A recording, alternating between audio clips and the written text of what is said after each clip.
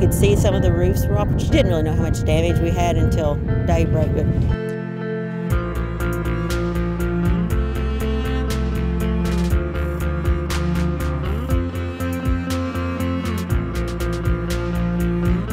when they said they wanted to come help get the lumber and pile up everything, it was just wonderful. And those boys did such a great job. It's definitely different when it's in your community, just knowing that like these are people that live like 10 minutes away.